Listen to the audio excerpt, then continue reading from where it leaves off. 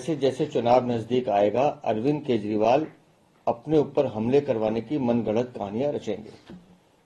18 सितंबर 2024 को मैंने प्रेस वार्ता में ये कहा था कि चुनाव आने दीजिए, अरविंद केजरीवाल हमला भी करवाएंगे अपने पर और किसी न किसी से थप्पड़ भी लगाएंगे, और आज वो सामने दिखाई देता है। अरविंद केजरीवाल इतने मदमस्त हैं कि ना तो वो हम जब सवाल पूछते हैं उसका जवाब नहीं देते, मीडिया कोई सवाल पूछता है उसका जवाब नहीं देते, और तो और जब क्षेत्र की जनता उनसे कुछ पूछने की कोशिश करती है तो इस तरह की नौटंकी करते हैं। हमारे कार्यकर्ताओं पे गाड़ी चढ़ा के भागे हैं और कहते हैं हमला हुआ है।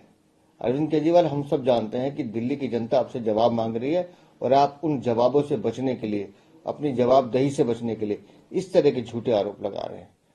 आज जो कुछ भी हुआ है ये अरविंद केजरीवाल आम आदमी पार्टी की अपनी एक साजिश है, एक मैं कहूं तो सहानुभूति बटोरने का एक नाटक है, जो दिल्ली की जनता आपके इस नाटक को कई बार देख चुकी है। आप कभी थप्पड़ लगवाते हैं, कभी कुछ करते हैं, और दिल्ली की जनता जानती है। अभी तो आप जूते भी फिकवाएंगे, अभी तो आप अपने पे हमले भी करवाएंगे। ये जैसे जैसे चुनाव आएगा ये नौटंकी दिल्ली वाले समझते हैं अरविंद केजरीवाल। और मैंने सुबह भी कहा था, आज फिर कहता हूँ, आप झूठ की मशीन है, आपको सिर्फ झूठ बोलना आता है। चुनाव आयोग एक ऐसी संस्था है जिसपे हम कोई टिप्पणी नहीं करेंगे और कानून अपना काम करता है। लेकिन जब आप चोरी कर रहे थे, जब आप शीश महल बना रहे थे, जब आप घोटाले कर रहे थे, तब आपने आंखें बंद कर रखी थी। दिल्ली को बर्बाद करने वाले अरविंद केजरीवाल, तुम्हारे भ्रष्टाचार ने तुम्हारी आंखें बंद कर रखी हैं। आज एक डॉक्यूमेंट्री भी आप पार्टी दिखा रही थी, अनब्रेकेबल।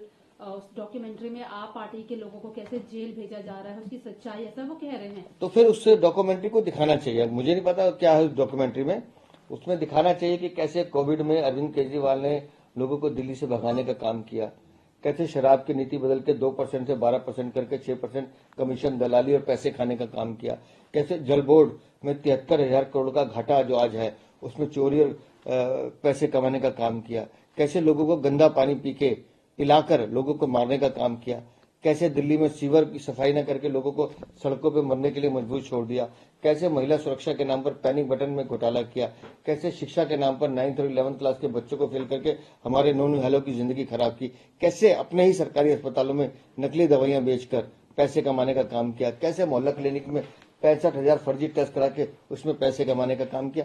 ये सब अरविंद केजरीवाल को दिखाना चाहिए। आज हम लोगों ने भी अस्पताल गए तो वहाँ पर जो बीजेपी के वर्कर है, अब बीजेपी का क्या स्टैंड है? आप लोग क्या एफआईआर करवाएंगे? क्योंकि अभी तक शायद एफआईआर हुई नहीं। अगर हमारे कार्यकर्ताओं पे, मेरे को अभी जानकारी मैंने पूछा है प्रवेश से, जैसे जानकारी आ रही, क्योंकि अभी उनका स्क्रीनिंग चल रही थी, उनके डॉक्टर उसको चेक कर रहे थे।